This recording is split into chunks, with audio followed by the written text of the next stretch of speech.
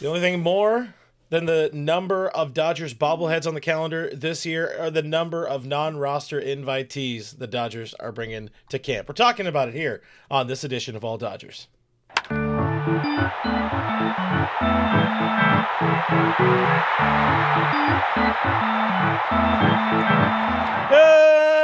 Coming at you live from my home studio in beautiful La Puente, California. This is All Dodgers Podcast, part of Bleav Network, presented by FanDuel. My name is Clint Pasillas. Find me as Real FRG on the social media. Joining me tonight are the boys. The boys are back in town. The boys are all here. All the way somewhere in the middle of the screen is Kevin. Find him at Skinner7 Kevin on the Twitter. And, of course, you know the other guy. That's Jeff Snider, Snydog on the Twitter. Guys, I'm awake. I'm alive. Barely. But spring training is alive. It's here. I'm excited. I'm happy. There's a whole bunch of players already in camp. And, we're about to start getting some solid Davisms. We're going to get all of the good things that come with Dodger baseball. What do you feel about that? How are you feeling about that, Kevin? I'm in the best shape of my life season. It's where we're at. I'm excited for it because it is so much better than looking forward to next season in terms of Drake May talk. So yes, I'm excited that we've at least reached the point of the year where people are talking about how they're coming into the season as opposed to how they're looking to come into the season. Jeff, care to comment? Back to you, Jeff. Yeah, glad we got a Drake May reference in. I don't know what it means. I did think about you this weekend, though, Kevin, because I know how you try to mention Chris Collinsworth every episode. And I was wondering while watching the Super Bowl, has he ever said NFL or does he only say the National Football League? Every single time it's the National Football League. I'm like, this dude is committed to his employer or whatever. He's committed to the bit. That, and now here's a guy. Yeah, there's 7 words that man has copyrighted, I think. Except I'm pretty sure the NFL this has been all Chris Collinsworth.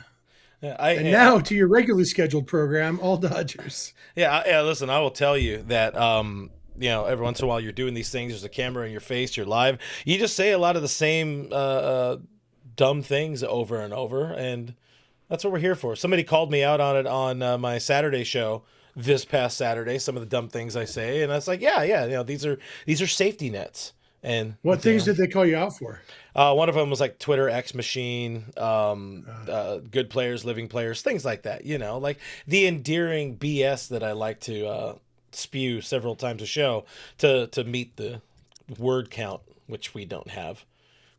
Yeah. Not to come to your defense too hard, but that's slightly different than saying. Or then applying. Now, here's a guy to literally any player at any position on a football field. So there's something like that. I feel like we've definitely wasted people's time enough so far. The people are probably here for baseball players, baseball, and that's talk. Not even counting the time we wasted of theirs waiting to get started because you were trying to get your graphic right. Listen, I got out of bed maybe 12 minutes before showtime. I'm tired. It was a long day. My back hurts, but we're here. We're going to have a good time. And there's a lot of dudes at Camelback Ranch this spring. The non-roster invitee list was dropped, and this is one of the things that took us an extra 5 minutes to start the show about because there are so many dudes in camp. This is just the pitcher side of things. What is the total again? I ain't going to count. There it is. Thank you, Katie Wu. 32 non-roster invitees. So it's not my fault. It's their fault that we are late. Yeah, it's a full 33% more non-roster invitees than bobbleheads. So that's a lot of people that we know of. That we are aware of. So there's the pitcher side. We'll stay on this. We'll come back and forth on this as we kind of talk about some of the dudes we are more excited about seeing than others, and other dudes who are like, what is that name supposed to be? Looking at you, Lucas Wepf. But there's your pitching side. There's a whole bunch of pitchers, 17 pitchers. And then on the position player side, you have, I'm just stealing from Katie Wu right here, 5 catchers, 4 infielders, 6 outfielders, and a partridge in a pear tree. It's a lot Can of I dudes. toot my own horn real quick, Clint? Absolutely. I don't know if you remember this. On Sunday night when you and I were doing an episode, I said, I'm going to read you exactly what I said. I said, we're going to see the list soon, probably in the next day or two, of the non-roster invitations that the Dodgers are extending to spring training. And it's going to have several catchers on it, including guys we've hardly heard of or never heard of or didn't even know they were in the Dodgers organization. I believe Sebi Zavala may be all of the above there. I'll go back to it. You know, Sebi Zavala. did you know he was in the Dodgers organization? Yes, I did. Listen, Yeah. you're He's the weird only. guy. But for what? Besides him and Griffin Lockwood Powell, I have no idea. Or I guess Chucky Robinson because he was on the team last year. So Nelson Quiroz and Eliezer Alfonso. Nailed I it. apologize for not have ever heard of either of you. Did you do the halftime show? Continue. I'm making fun of him. Where's that one guy who's gonna say Well, that? for what it's worth, we're because bullying the him. only reason I know who Sebi Zavala is because he's from my third favorite team, the Chicago White Sox, not the Cubs. So that's how I knew. But you knew he was a Dodger like before they yeah. released this list on Monday. Yeah, How I think did you that's know that? more the question of like you're aware of his existence versus you knew that he is a Dodger. Yeah, how did you know, SDSU. Kevin? Listen, I'm calling shenanigans. Absolute, like that's the He's BS from button. SDSU. Like I saw an SDSU guy got signed to LA, and I was like, okay, cool.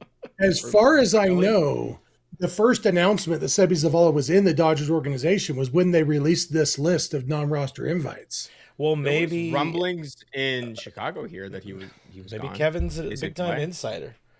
He left Chicago. Last time he played for the White Sox was 2023. So, Did he not play maybe- last year? He was on the Mariners wait. last year. Or no, he played in the minors last year. Yeah, he was in the Chicago. He was in the Red Sox minor league system last year after the Mariners, after the D-backs, which was after the White Sox. So Guys, hit that thumbs Yeah, up button. Did I Yeah. get strep Anyway, throat last year? If or you the year knew we were before? going to talk about, 'Cause he was Sebi on the Zavala. White Sox when I got strep throat, and I was really upset about it. Not for him, anyway, like not 'cause now of that him. we've called out Kevin for lying about knowing that Sebi Zavala was a Dodger, No, I definitely heard about that. So the other thing, go back to that list of position players. Yeah. I've decided that Griffin Lockwood Powell's nickname is Ozempic because his initials are GLP. That's a good name. So- You know what? This is definitely, yeah. Perhaps the Big Zemp, because you know how I like a nickname for a nickname. Just Yeah, ask that's- Ronnie Roves. Yeah, that's definitely that is and your- that's a big baseball thing right there. To have a nickname for Scooby-Doo. yeah, Yeah. Ro Raggy. The Big Zemp, Griffin Lockwood Powell. Should we actually Yeah. talk about this thing seriously now, gentlemen? The names that are The worth. the only guy on this position player list who I've never heard of is Matt Gorski. I've at least heard of all the rest of them. He seems like somebody that would be like the widest group of friends you have, which is I'm assuming just about all of your friends, Jeff. The whitest group of friends you have that went to college and they Just 'cause were he's like normal? pledge brothers. No. He's also in Utah, but still. Like that's one of the friends who's at everything, but like nobody knows who invites him. That feels like a Matt Gorski. My personal opinion. I know a Matt. Apparently, the Matt Dodgers Gorski. signed him last July, Kevin but knew he about never it. did. But he never did No, I play did for not. the Dodgers minor league system last year. So I don't know if he was injured or what. But I feel so bad for everybody watching this. Should have stayed in bed. Yeah. Hey, how about this? A real question. Yeah, thank you, Youngie. Which of these NRIs could make the 40-man roster sometime in 2026? Hey, I like that. That moves the show forward. I don't know. That's it. Back to you in the studio. Ryan Fitzgerald is one of those guys. I think he is an infielder who has some big league experience, not good big league experience, but they like warm bodies in high, in AAA to fill in if there's an injury, and he would be probably one of those guys if, let's say, there are 9 misfortunes, and also Alex Freeland is also hurt or something like that. Of the guys I would love to see somehow make an impact this year, something tells me something went really wrong. If they did, look at that stacked outfielder list. My Sweet Word with Josue DePaula, Kendall George, Zaire Hope, James Tibbs III. Of course, missing a couple of the other dudes that are amongst the consensus top 10, top 100 prospect, more so top 30, top 100 prospects in baseball with who's that one guy? He's like number one in some people's lists, Eduardo Quintero. Yeah, Quintero. I know so little about Quintero, but people seem to be high on him. I think it's smoke and mirrors, but I'm happy to say I could be very, very wrong about it. As far as I know, Mike Sirota is not on this list. He's not. Yeah. As far as I know, Eduardo Quintero actually potentially profiles as a center fielder as opposed to like Zaire Hope and Josue De Paula, who are like profile more as corner outfielders. So a lot of prospect lists have him higher up simply because he looks like he can actually stick in center field. So just throwing that out there as to why he might be a little higher than the other ones who have like crazy pop or wacky exit velos or whatever. He looks like he can play the premier defensive position in baseball. Quintero is also the least surprising, I think, of the snubs, if you want to call it, just because he is only 20 years old. He's only played Double-A. At high A, and so it makes it because people. I mean, he's at roughly the same level of the minors as Zaire Hope was last year and Josue De Paula, but he's a lot younger than they. Not a lot younger, but I think he's younger than because Hope. Hope is 21. He is 21. He just turned 21 in January. Okay, so he's all right. So what's his birthday? January 19th of 2005. 2005. Yeah. Oh, so yeah. So Quintero is actually older than Hope was last year. So yeah, I don't know. As for Mike Sirota, he didn't play after July 5th of last year because of injury. I assume that's why he's not on the non-rush invite list, is that he's not going to be starting spring training on time because of the injury. That's just a guess. But when you see a guy who didn't play the last 3 months of last year and then isn't going to be in spring training, that seems like a logical assumption. Yeah, I mean, at some point too, they will run out of space, in the big league clubhouse at Camelback Ranch. I don't think that's a factor, but just thinking aloud to how many lockers that are currently available in that place.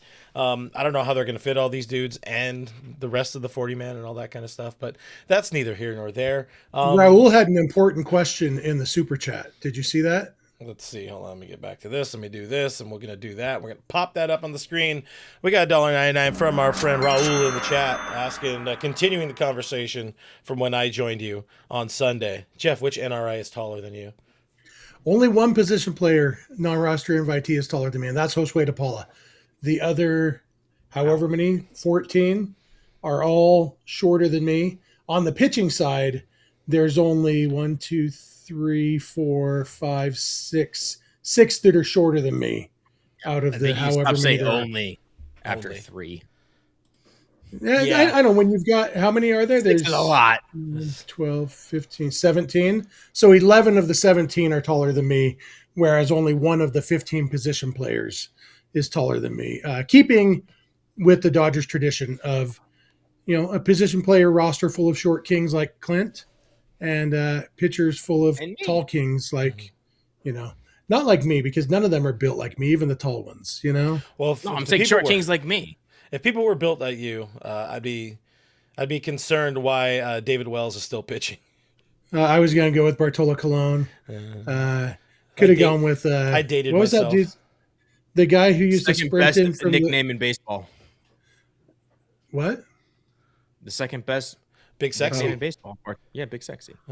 Solid name. Yeah, I don't think anything about Bartolo Colon's good. But what was the name of that guy? He was a relief pitcher for the Marlins and the Padres. He used to sprint in from the outfield, and he was like 5'10", 900 pounds. I don't remember. God. Wait, is it? Did he also pitch for the Phillies? And he sprinted did the guy who JT Realmuto like shaking his head? Yeah. Oh, I don't know if that was wasn't same Daniel guy. Hudson, was it? No. It was a big fat guy. Danny Hudson had class. He wouldn't do that. Maybe. I don't know. Jared Hughes. Heath Bell is who I was thinking of. Oh, Yeah, you're giving definitely modern Heath Bell. If you guys saw him pitching for the Savannah Bananas at some point last year, yeah, put on an Hey, LB or 7. Heath Bell was listed at 6'3", 235, which, not to get political, that's exactly what the President of the United States currently is listed at.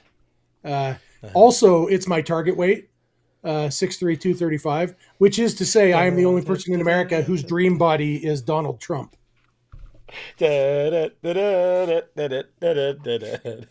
Well, I'll vote for Jeff.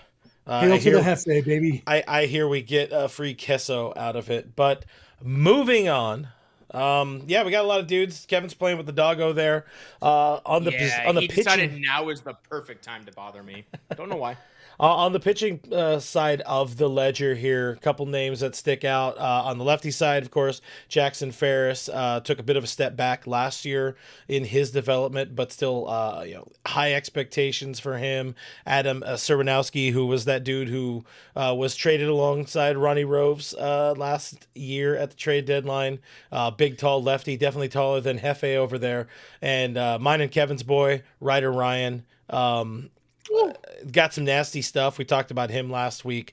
I can't wait to see what the Dodgers do to him to help maximize his stuff, his ability. And also, I'll throw in for fun, Nick Frasso, back with the team, of course, after I think he was DFA'd or outrighted off the roster. Whichever one it was, I'm pretty sure it was DFA'd or non-tendered. Was it non-tendered? Which one of those? You know things, Jeff. Who are we talking about? I'm talking about Nick Frasso. Oh, yeah, he was non-tendered, and then they re-signed him. Yeah, and yeah. He was somebody who had a lot of momentum 3 years ago before his shoulder decided to say nah, and then his hip said nah, and then he had a bad bounce back year last year, and they're hoping for something something good out of him this year. But a lot of options, a lot of bodies to fill in, take up some innings early. This is just Patrick Copen as well, Elisheva. A lot of people high on Patrick Copen, and if you guys know his story, it is pretty remarkable that he's pitching at all, let alone at a high enough level to get a non-roster invite, because he took a line drive off the face. Didn't he lose sight in one eye? Yeah, he can only see out of one eye now. Yeah. I'm just saying, as a batter, I would be intimidated if there was a pitcher with an eye patch in front of me. He should wear an eye patch. I can't believe I'm going to say this. So Julio should have worn an eye patch? Julio could see out of his eye. Not really. But he could. He could see enough. He wasn't like literally blind out of his eye like Patrick Copen. He could see more than he would have been able to with an eye patch. Wasn't he legally blind out of his eye? I don't think so. I think at one point there might have been something, but then he had the surgical. I think there was concern that the tumor could cause him to lose vision in his eye. Anyway, that's definitely 20 seconds longer than we needed to talk about Julio. I'm just saying Patrick Copen should wear an eye patch. Yeah. Well, I'm saying, and you are co-signing. You think Major League Baseball has rules about what the eye patch could look like? Definitely. I mean, no. It has to look like another eye. Yeah.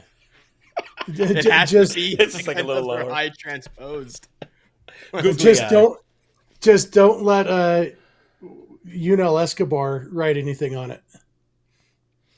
What is this? What is today's show? I hope. I mean, everybody's already talked. Everybody's already talked about the NRI list, so hopefully people are enjoying a little bit of levity out of the situation. Hey, you got a lot of somebody asked in the chat if Ryder Ryan was the oldest NRI, and so I just counted, and there's actually 5 guys who are older than Ryder Ryan on this list. You've got Nick Senzel, Cole Irvin, Cole Irvin. Wyatt Mills, who I've never heard of. I assume he's been in the big league since he's 31 years old and an NRI. They're both older than Ryder Ryan. Jordan Weems. I don't remember Jordan Weems being in the Dodger organization, but maybe Kevin does. Kevin remembers everything. San Diego State guy.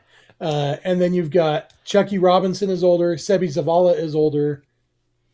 and Ryan Fitzgerald is older. So yeah, those 5 guys are older than Ryder Ryan or Ryan Ryder if you want to be John Heyman. That was Heyman. That's right. Everybody's favorite. Wait, John. he actually said that? He tweeted out his name was Ryan Ryder when the Dodgers signed him.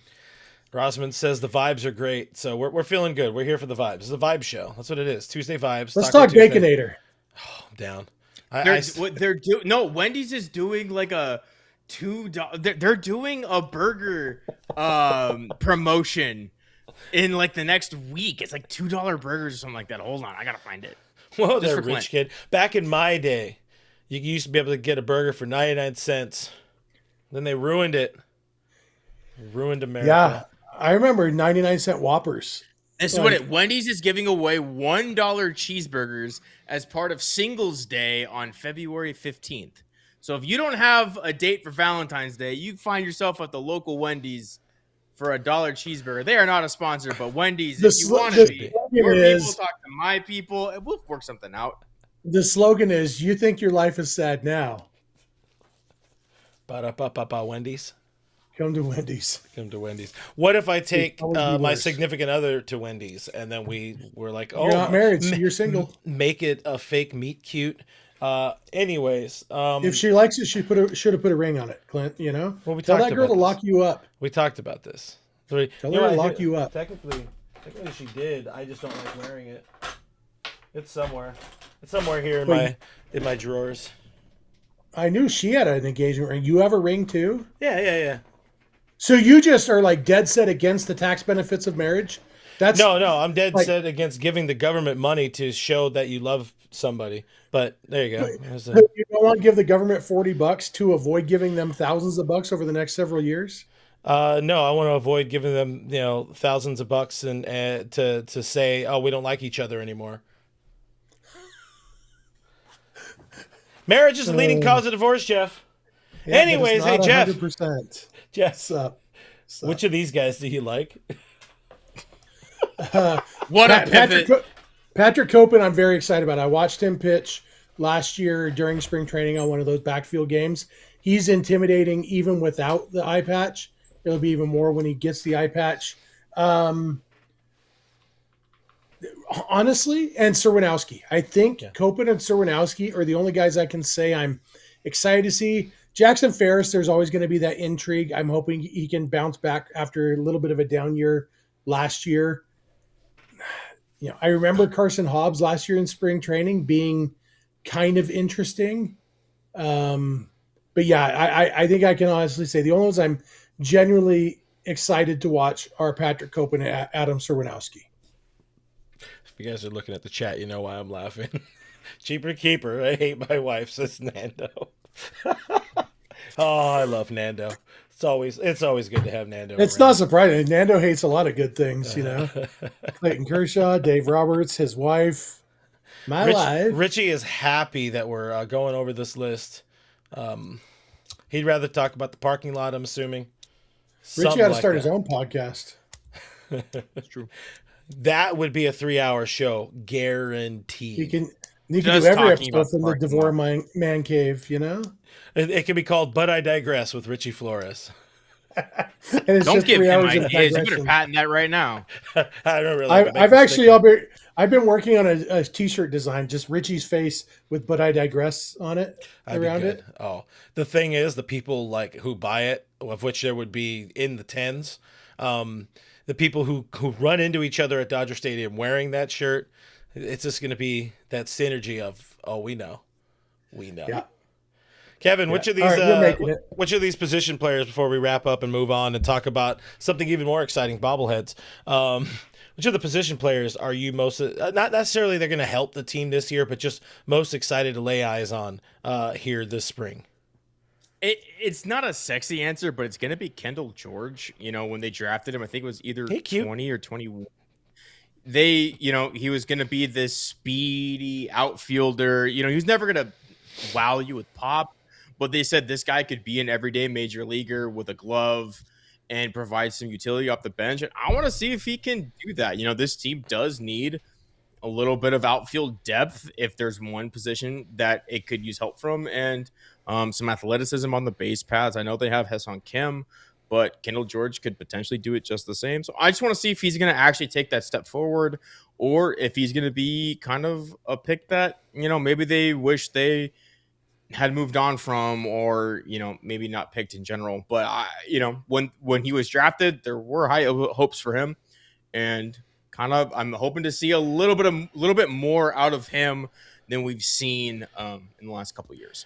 Yeah, I could agree with that. I think this is a big year for somebody like Kendall George. It should be the first year he makes it to Double-A, and I think we could all agree that Double-A is really the proving ground for a big leaguer, and or really whether or not somebody could hack it as a big leaguer. Like looking at the numbers over his first couple of years, I got him here in front of me.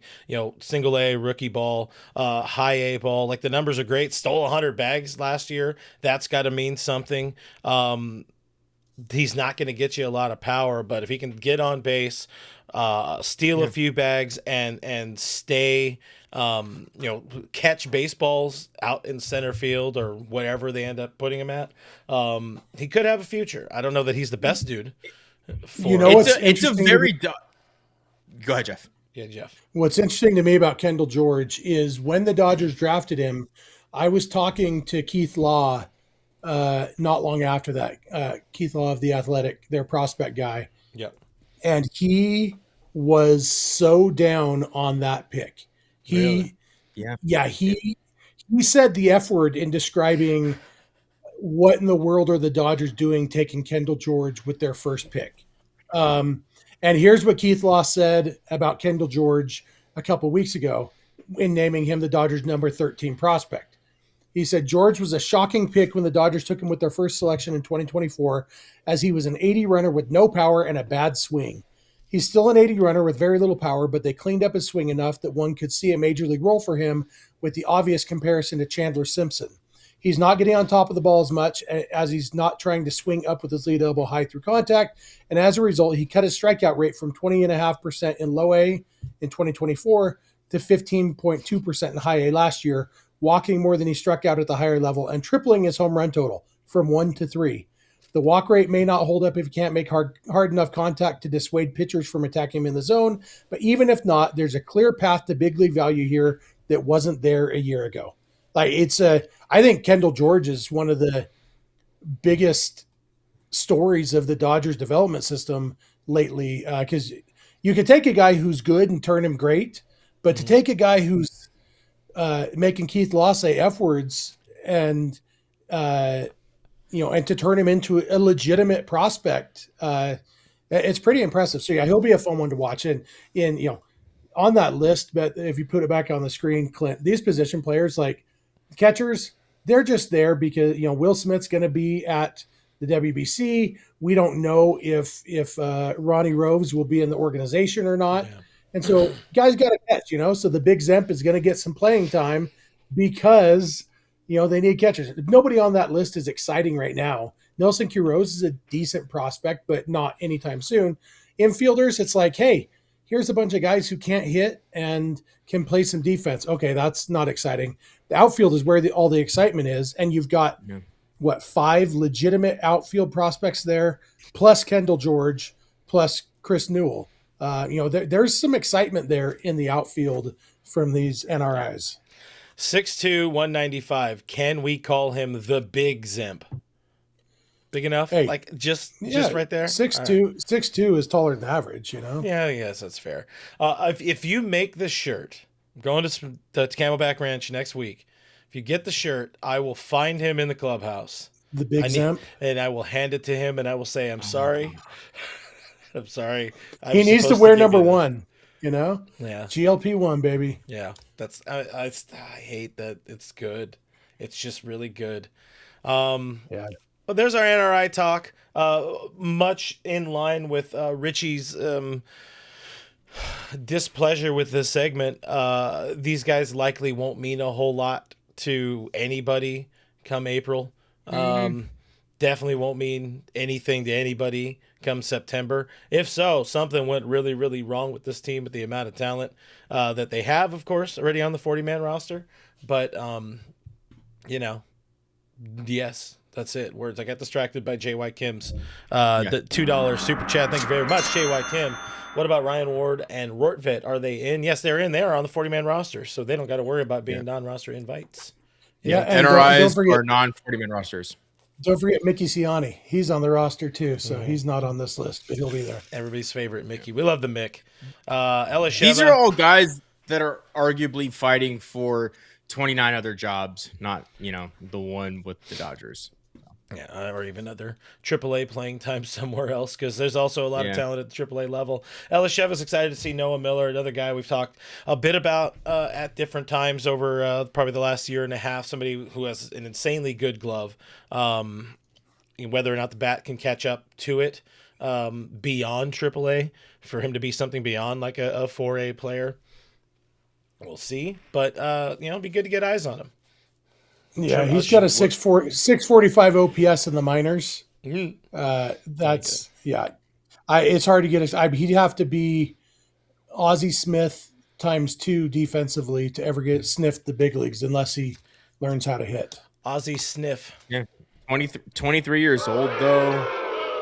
I booed myself. Did you shake your head at me?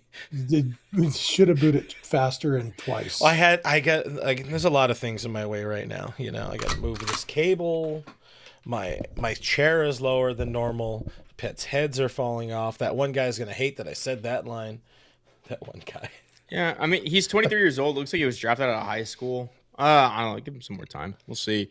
He had better luck as a 23-year-old in rookie ball. Spoiler alert. So, maybe he's got something there. Gloves do keep you on a roster, though. If you can actually play major league level defense, teams will keep you around. Yeah, good glove, some love, they say, I think, somewhere. If you guys have been here, it's been about 32 minutes of this. I think there were pockets of really good stuff in there. Otherwise, maybe we can clip those out and make a 6-minute episode out of this. Whatever, we're having a good time. It's the last Taco Tuesday before baseball begins. Like we're having a good time. A lot of friends are in the chat. I see Diane, I see Isabel, I see DC in the chat. JY Kim, of course. Jenny Vega, Swollen Sausage just dropped in. Guys, hit that like button, subscribe, help us get to I don't know. Let's say on this video 76 likes. Because that's the number one gas of the Los Angeles Dodgers. 76 likes on this video. And if we pass that, let's make it like 102. Because why not? And Clint does a booty. It's a shoey, except in a boot. I will never do that. I have respect for myself. I have standards, with all due respect. Another one of the things Jeffrey wanted to talk about for sure is there's a lot of bobbleheads on that upcoming promotional calendar. I think it was 24 bobbleheads. 24 to start the season. I don't have that full list in front of me, but I do have something we talked about yesterday.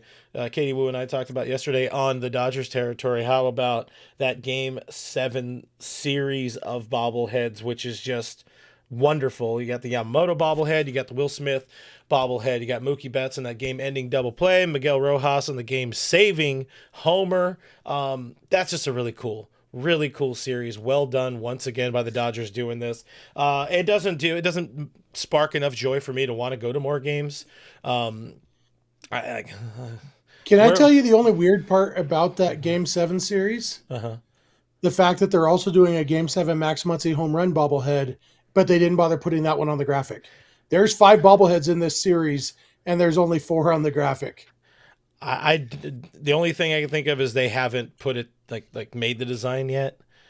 So yeah, they don't have a picture of it on the promo schedule, so that's probably what it is. But it did say Game 7 homer. That's right. Yeah. Yeah.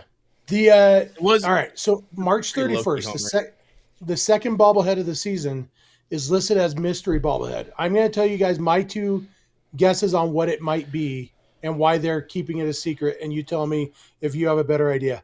One would be the one that everybody wants. Andy probably has running over Kike Hernandez, but they want to wait until Kike Hernandez is actually a Dodger before they announce it. Fair. The other one would be a Will Klein bobblehead, but they want to wait to see if Will Klein makes the team before they announce it, because they don't want to do a Klein bobblehead if he's pitching for Oklahoma City at the time.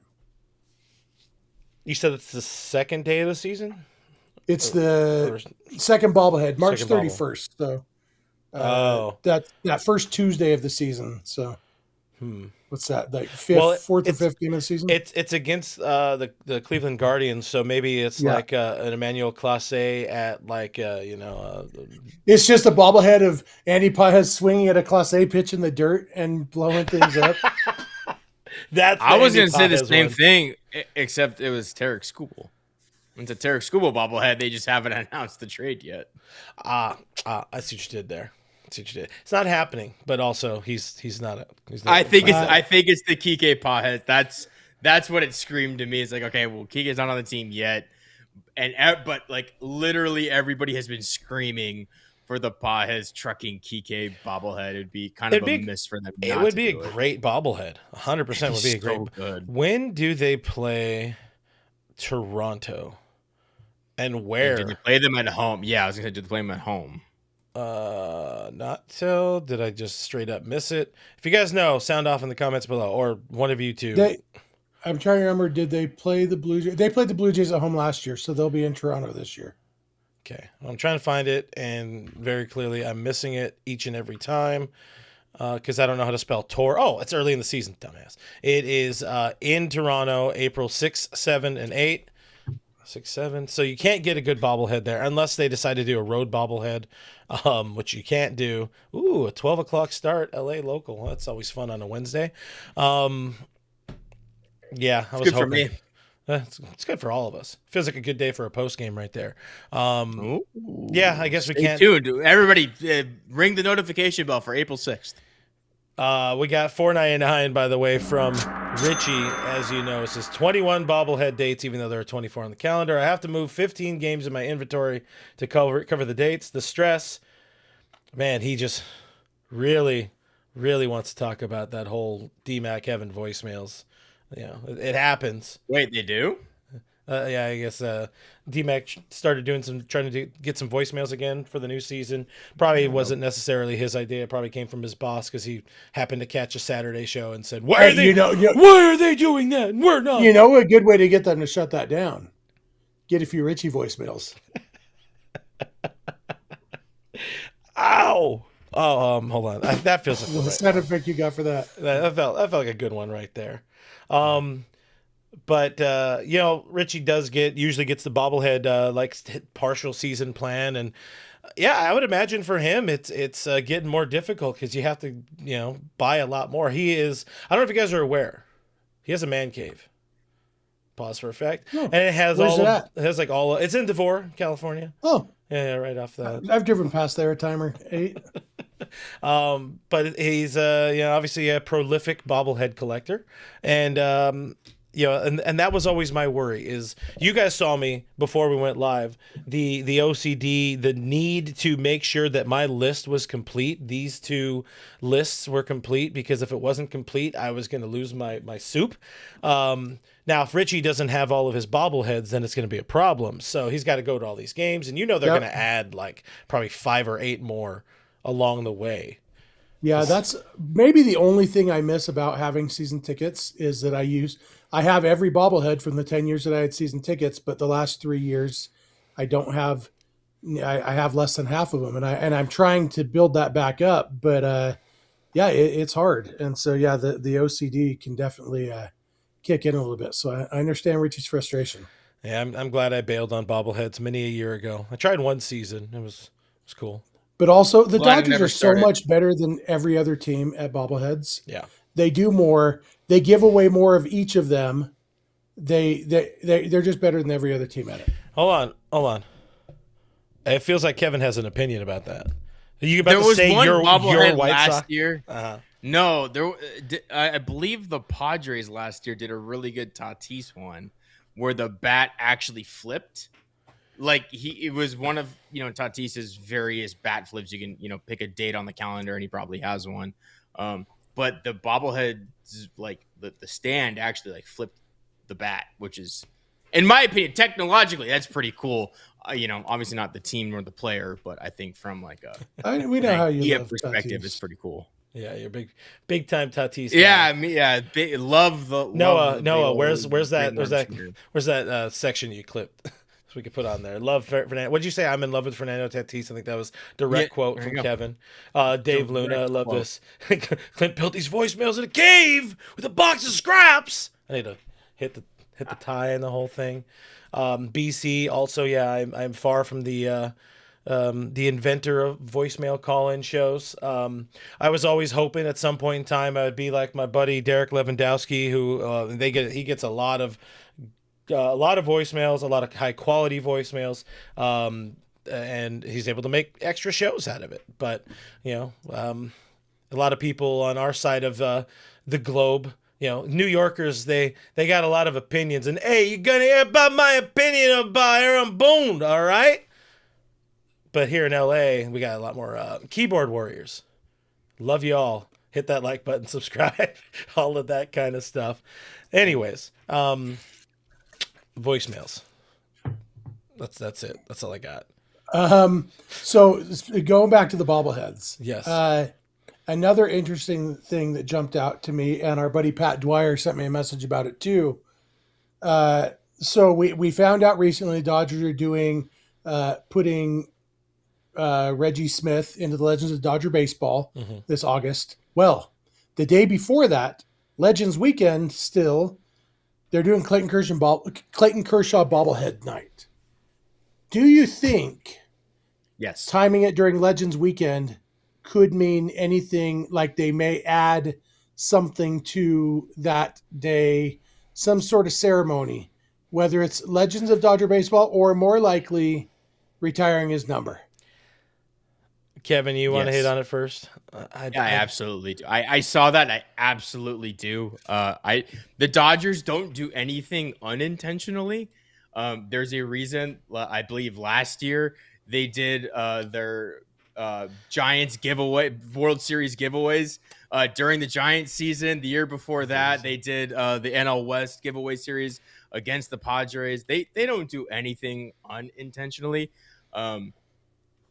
It's not, obviously, I don't have any insider information, so there's not guaranteed, but it will no way surprise me. I very much expect the Dodgers go, yeah, we're building that man 22. Yeah, we're building him a statue. We don't need the Hall of Fame announcement. He's already a Dodgers a Ring of Honor. They might wait to retire his number until he's in the Hall of Fame to go according with the rules outside of Fernando. But I would 100% expect them to be like, yeah, he's already in the Ring of Honor. I don't think they would do that. I could very easily be wrong. I don't think Clayton would like it. More pomp and circumstance.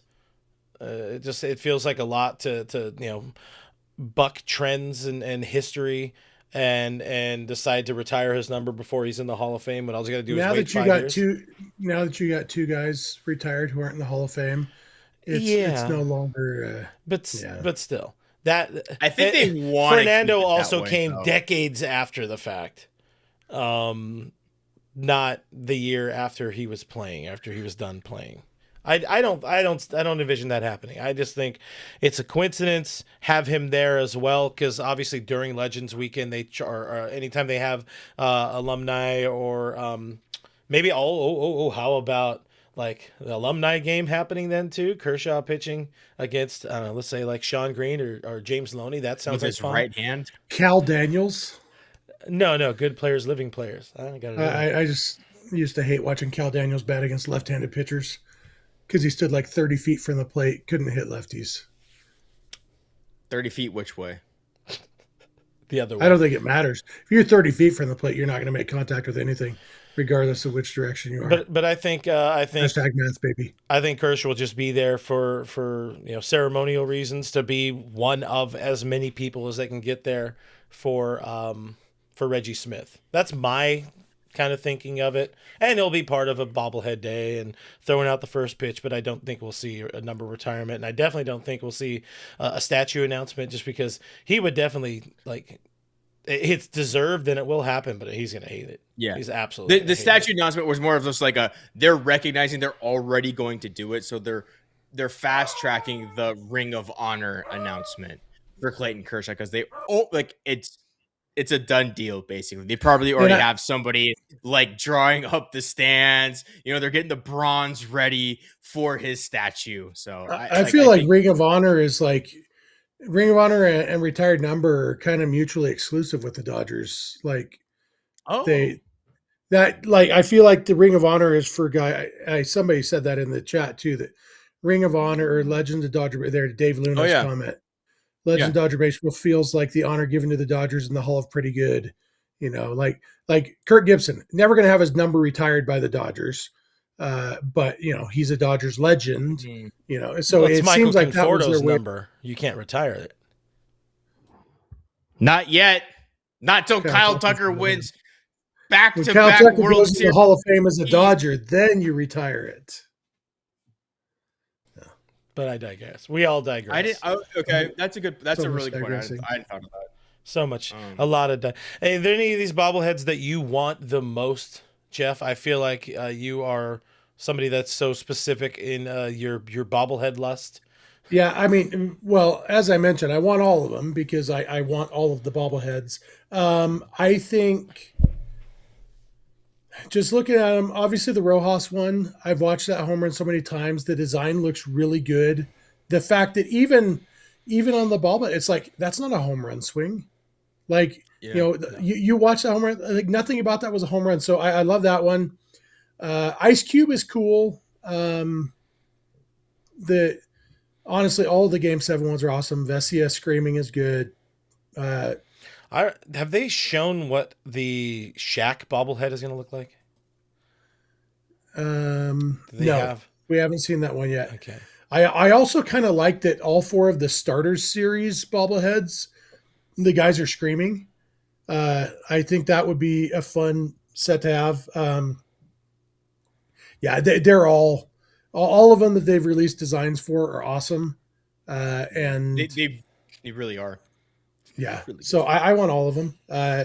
If I had to pick one of the Game 7 ones, it would be Yamamoto. I think that one is really cool. But they're all. I don't know if this is true, but I had heard, I don't know, because Miggy said this last year that he was expecting or he was hoping to get his first Dodgers bobblehead this upcoming season. Does that mean he's never had one? I can't confirm that. I don't know. I don't think. But if that's the case, if he's never had a bobblehead, that Game 7 Miggy Rojas like home run. What a way to get Yeah, like what a way to get your first bobblehead with a team, right? First and last. Yeah. Maybe he gets one for his pick at second base. Who knows? Maybe they do a Game 6 one later. Does it have Bobble Rib from where he pulled the cartilage? Celebrating. Sure, you can remove it's a detachable rib. But still, like, if that's the case, if he's never had one before, that's Marilyn Manson. That would be my personal number one. Because Yamamoto, let's be real, he's either had one or he will have many, as will all of these guys on this list. Will Smith is my personal second pick. I just like how stoic he is. It's just like it just looks like Will Smith in a swing. It's like, if you had to pick Will Smith out of a lineup, that's him right there. But the fact that Mickey may not have had a bobblehead with his team, and that's the one he's got. Yeah, he never had a Dodgers bobblehead before. He had two. He had two with the Marlins, but that's got to be the one then. Big league bobbleheads. That's got to be the one then. Richie knows. Richie knows all bobbleheads. He said no ball. No, sorry, no Bobblehead. There's no Bobblehead. Bobblehead. Bobblehead. Yeah, Bobblehead. You know what I really want is the Mother's Day tote bag. Rip. The Ice Cube low rate. I don't inherently like it. I whatever. Yes, he does. He loves it. To put it next to my Walker Bueller Rancho Cucamonga Quakes car bobblehead thing, that would be nice because I got that guy. I got him right there. Hey, there, mine's right here. You can't. There's I don't have any bobbleheads. Yeah. Hey, I hear our friends, by You the got way. a coffee maker. I hear our friends at Drip Show sent you a shirt today, by the way. Did you get it? Did you check your mailbox? I haven't gotten any. Check your mail. Well, It was delivered today. If they sent it today, then It was delivered today. It was supposed to be delivered today. Check your mail one time, Chief. All right, I'll go check it out. Right now. We'll wait. You're going to wait 10 No, minutes. absolutely not. Exactly. Yeah, so I was looking through the calendar, and I just realized, like, that's all really first half of the season bobblehead type stuff. So, oh boy, are we... I guess bobbleheads do kind of stretch out. There's a lot of empty dates on the calendar. There are going to be so many more bobbleheads, so many more giveaways as the season trudges along. But I'm on rings to give away too. I'm on Dodgers, thedodgers.com, not a sponsor. And I'm here on September 2026, and I click the right button, and it says there are no games scheduled for October. And I'm like, oh yes, there are. Not yet, but there will be, and that made me wonder. They got rally towels ready. That made me wonder about things over with our friends at FanDuel. Did you guys know that you can bet on win totals now, which is pretty cool? So let's have a little fun here. I want to know what people are thinking about this in the chat as well. So the number is set at 103.5. Over or under? What do we think? Are you taking the over or the under, Jeff? I'm taking the over. Dodgers underperformed last year. I think it's time to overperform. Yeah, we haven't had a good 106, 107 win season in a while. Kevin? And by the way, somebody in the chat right now is going to point out that the Dodgers have never won the World Series in a season in which they won 100 games. It's fair. Somebody's typing that right now, and his name is BC. No, the Saraja or Sarah, the Sarah. Sarah. Oh no, they just said 100. They just said 100. The Siraj. Yeah. Sarah. So Sarah's taking the under. I think I'm on an under as well. I think it's a long season. I think there's a lot of things that happen.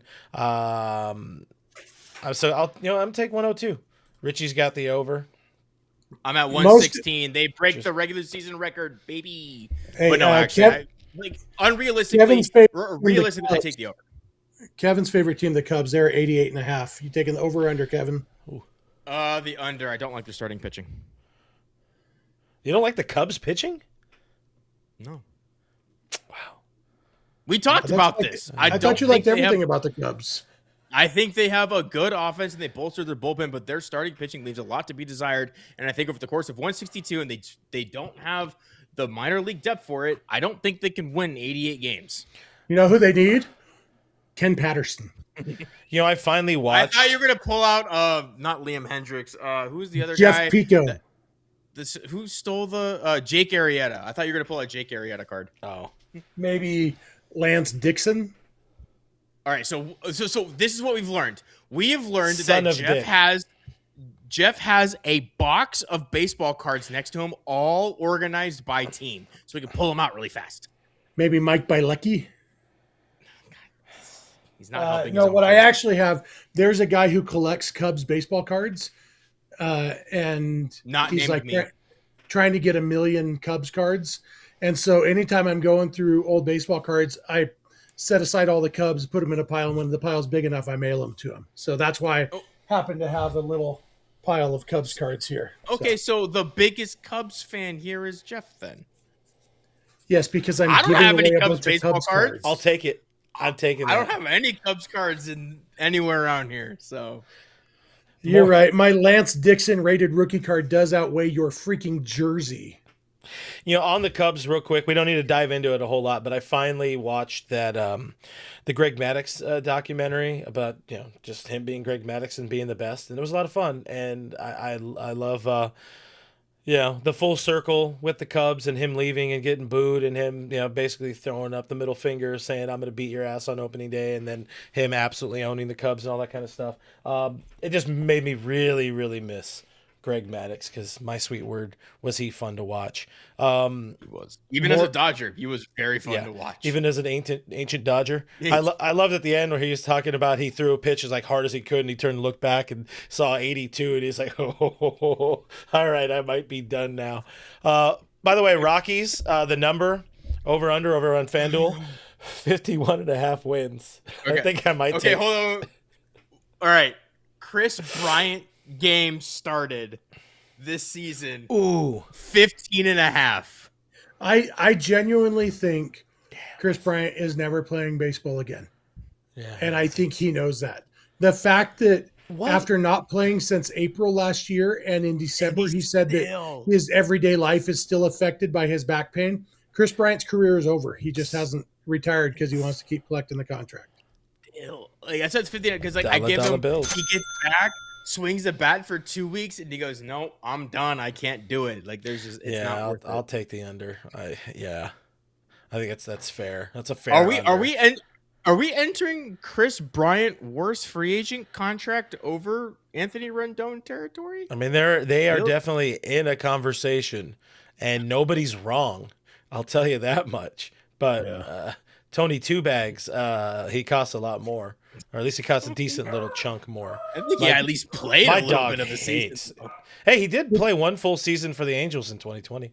Speaking of baseball cards, somebody the other day we were talking about Mike Marshall and asked about my wallet card. I happen to have my wallet in my pocket today, so this is my Mike Marshall card that lives in my wallet. You can see it's in great condition, but it's always with me. So probably smells like farts. No, I keep my wallet in my pocket, not my butt crack. It's right next to a condom from 1982. Obviously. Pull it out, blow it up like a balloon. Let's see what happens. Yeah, that's why Jeff had it. It's for balloon animals. I'm going to open up a pack of 1987 Topps, see if I can get a new one. A new we're doing this. Wait, don't do this. A new condom or a new Mike Marshall card? A lot of people watch people unbox these cards, so you'll waste. This could have been a segment. True. This could have been. This gum is in 3 pieces. Chew it. I'm not going to chew any of them. You have to chew. You put it in your gums like Zins. I've got real gum in my mouth. See if we get any scubs. You got to re-up the flavor. Hey, I just got my favorite pitcher of all time, who my son is named after. My friend Nolan Ryan. Hey. Not bad. Did you see the giveaway the Rangers are doing? Yeah, that's awesome. That is sick. The bloody it's a jersey. Replica bloody jersey. Yeah. Former Dodgers manager Davey Johnson. I got a new lower third for us, by the way. New topic bar. Davey. What is happening here? My dad hated Davey. Oh my God. Bringing in Davey and Kevin Malone at the same time. New sheriff in town. Getting back to people in the chat about over and under. Don't care. Doesn't think he's taking the under. He says Dodgers don't care about the regular season. BC's got an under technically at 103. Nicole, I like Nicole's point. Just don't get swept by the Angels, which they were last year, and that was annoying. Hey, I didn't get a Mike Marshall. I did get a Scott Fletcher. Did you know that George W. Bush's dog was named after Scott Fletcher? No wonder I hated that dog. I believe he's also the father-in-law of what was the dude's name whose hair was terrible when he got drafted the same day as Buster Posey? Mark Davis? No, White Sox drafted him. 2 guys with the same last name drafted in that first round. Gordon Beckham. I believe Scott Fletcher is Gordon Beckham's father-in-law. I could be wrong about that, though. That's a level of trivia I will never Bloodhound Little Jeff asking, was it Maddox's first or second debut with the Dodgers where he took that no-hitter into the 6th and then the rainout happened in Cincy? Was that the 06 or the 08? I don't remember. I think it was the 06. He got through like 6 innings on like 40 pitches. That was the dark period. That was before MLB TV, and so I didn't get to watch many Dodger games back then because I didn't visit down there. Fake fan. 2006. I have an article here from Channel 13, WTHR. In the morning. Maddox pitches 6 no-hit innings for LA. When? What year? 2006. August 3rd. Big fan. August 4th, excuse me. So, no love. Nando says, who hates dogs, right? No one. No one should hate dogs. Nobody. I just hate the name of the dog. Bad people hate dogs. Hey, I just want to point out, I just looked it up on Wikipedia, and I was correct about both of those seeing. George W. Bush's dog was named after Scott Fletcher, and Scott Fletcher is Gordon Beckham's father-in-law. I'm just saying, if you ever have a Trivial Pursuit team and the only category is things that nobody should know about Scott Fletcher, I'm your man. That is the go-to. I'm going to open up another pack and see if I can get a Mike Marshall. Let's do it. I'm here for it. That's it. Or at least some Cubs to put in my pile. I will end over all of you people. What do you mean? Actually, this would be great. We should. This comes only. I'm tired. You know what I want to do as a segment sometime though, is somebody else unwrapping cards and covering the name, and me telling you, because like right now, I can't see these cards.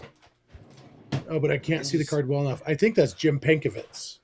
Oh, it's John Miserok. Same person as Jim Pankovitz. That's not even a real name. This is a game I used to play with my dad. This looks like Tito Landrum, doesn't it? Yep. Tito Landrum. He was a Dodger later. Already. This looks like that's Glenn Wilson. Is that Glenn Wilson? Glenn Wilson. That's Trey Turner. There you go. That could be anybody.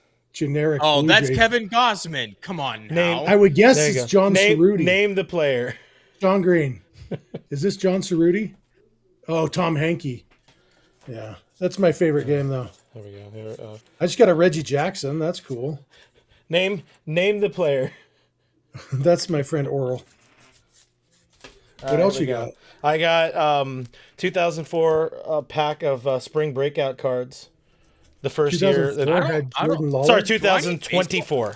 2024. My bad. All I have are like a handful of football cards. I think they're all of Jerome Bettis. This is everybody's second favorite, Dodgers number 23. All right. Do I shuffle them? Is that what I'm supposed to do? There we go. What is it? What is we happening here? I don't know. We're just it says it on the screen. All right, who's that? That's Trey Turner. They're not all Trey Turner. No, that's Bobby Witt Jr. No, I have no idea. I'm better with 80s cards. This is World Series champion Evan Carter. Huh. Oh my God, I believe you. Is he still playing baseball? I think so. Oh wow, there's a lot of dudes that are in the big leagues right now. I shouldn't have opened this. I can tell you one guy who's not. Holy shit! They got a Paul Skeens in here. Hell yeah! I heard he's good at baseball. Hey, hit me up. I know what it's worth. Jacob Wilson. Oh yeah, it's gonna get you. What was it like? I could retire now. Lifetime season tickets at the. Oh, yeah. This is. I'll tell you, as a podcast, this is a horrible episode. As people watching along live, this is probably a lot of fun. Let us know in the comments below if you're having any fun. We'll get back into doing like. Hey, look, it's Wally Joyner and Jose Canseco. I was behind Wally Joyner in line at the Apple store a couple years ago. Hey, look, Kevin, it's your favorite Cub. Which one was that? PCA? Yeah. I don't like PCA. I don't. Hey, somebody in our Discord loves PCA. Scan that QR code. Let me know what happens. You can scan their biography. Never open these, as you can tell.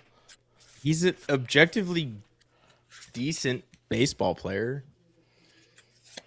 We'll see what happens this year. To see if he can hit a ball for more than 60 games, but it's all right. All he's got to do is run him down. I mean, he's the best defensive center fielder, no question. Gee, nothing like watching out of focus baseball cards on the screen. We need the top stuff. We need the top. I can get you out of. I don't have packs of anything. The thing is, we know you can get us sugar packets. All right, here's some Dodgers trivia for you guys. Oh God, This is Dick Schofield, Angels shortstop. Jason. What is that's part of the answer. What is Dick Schofield is part of the only group to do what? Get traded to the Dodgers? No. I don't know. The only 3-generation MLB family in which all 3 generations played for the Dodgers. Dick Schofield's dad, Ducky, and then Dick Schofield, and then Dick Schofield's nephew, Ducky's grandson, Jason Worth. All 3 of them played for the Dodgers. This is going to be a very ignorant question. Did Scott Van Slyke's dad not play for the Dodgers? Andy did not play for the Dodgers. No. He probably, and even that would still only be 2 generations anyway. Well, I was getting halfway there, Jeff. I was trying to find my way to the third. Living on a prayer. Yeah. White trash, second generation, white trash. Anyways, can we end it now? I feel like we can end it now. This feels like a good jumping off point. No, He's you tired. don't. I will cut you off. Yeah, because what's our time at right now? I'm gonna 6, 7? No, we're not even gonna get 70 minutes. Oh, it would be past 6, 7 if Clint had started this thing on time. there. Yeah. Mm-hmm. Yeah. With all of that said, hey, my DMs are open on Twitter. You send me a picture of any Topps baseball card between 1984 and 1989 with the name cut off, and I'll reply to you with who it is. yeah, he's That's using my AI. promise to you. He's using AI. Yeah, He's I a was gonna cheater. say, like, wow. Yes, AI. All this intelligence. All this is one word in that, just so you know. It's hyphenated. Yeah. No, I thought your friend Allen Iverson, big time basketball guy. Practice? Uh-huh. Oh, I definitely got to go now. The tag-along fairy just showed up. So, guys, thank you for watching. Thank you for listening. We appreciate you hanging out on this weird-ass Tuesday edition of the show. Baseball is back on Thursday. We will be back probably on Thursday, definitely on Saturday. Kevin, you're able to Saturday? Potentially? It is Valentine's Day. We'll figure it out. Oh, yes, Saturday. I should be able. I'm making dinner that night. And but- I am questionable for Sunday, just so everybody knows, because I will be down in not just St. George, Utah, but just north of St. George in Hurricane, Utah. Spelled like hurricane, pronounced like hurricane, for a baseball tournament. And I have no idea what the Wi-Fi situation in my hotel is going to be. Or I'm where gonna that is try on the to map. do a show, but who knows? Oh, wait, I missed one. My bad, Richie. I did not see Richie's. He had a second super chat, $4.99. Oh, I pushed the wrong button. That was supposed to be the joke. Dylan Hernandez wrote a hit piece on Roki. That's what he does. Based on rumors and secondhand information, he's Bush League. We needed Jeff and Richie Bobblehead. You guys, I love the Ricky phonetic Bell. readings. I feel like a Jeff and Richie bobblehead would need to have like bobbling bellies or something. You and know? also need to have like the music, like people, let me tell you about my best friend. Guys, thank you for watching. Thank you for listening. Thank you for tuning in to this edition of the show. Hit that like button, subscribe, all of that kind of stuff. I do have tag-alongs. I had already forgot about them. Sign up for the Patreon. Check it out, patreon.com/realfrg. Support the show with your money if you want. It helps us out a whole bunch. It helps us do more content if we could financially justify it to our wives and non-wives. Why we're in our room or in our mother's basements. Otherwise, again, the best way to support the show is by just hit that like button, subscribe, all that kind of stuff. That guy on the more right-hand side of the screen, that is Kevin Skinner. Give him a follow on the social media. He doesn't do very much there. Give Snydog a follow on the social media. Every once in a while, he argues with Vince Samperio on there, which I appreciated you guys back and forth about bobbleheads. Follow me. I just mostly post about when we're going to be live. Anyways, that's about it. See you in the next one. Okay, bye. Bye. Oh, thank you, FanDuel. I love you.